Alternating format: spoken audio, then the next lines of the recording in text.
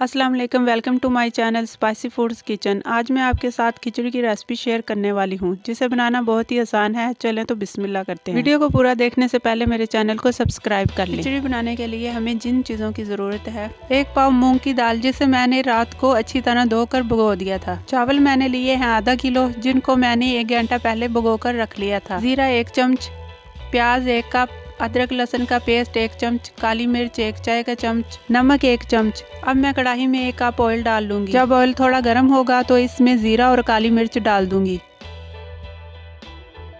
और साथ ही 1 कप कटा हुआ प्याज डालकर लाइट ब्राउन कर लूंगी।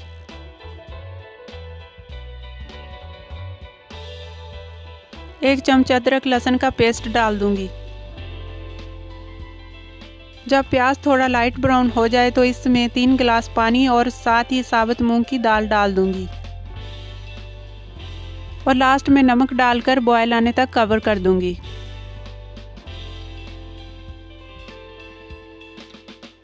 जब पानी को बॉयल आ जाएगा तो इसमें चावल डाल दूंगी।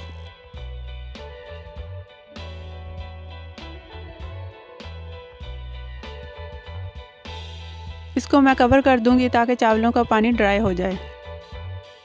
जब पानी ड्राई हो जाएगा तो इसे 15 से 20 मिनट के लिए दम पर लगा दूंगी।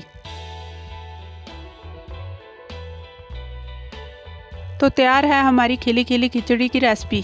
आप इसे ज़रूर ट्राई करें और हमें कमेंट बॉक्स में लाजमी बताएं। उम्मीद है आपको हमारी वीडियो पसंद आई होगी। अगर पसंद आई है तो हमें लाइक शेयर सब्सक्राइब ज़रूर करें और दुआ में याद रखें। अल्लाह हाफिज़।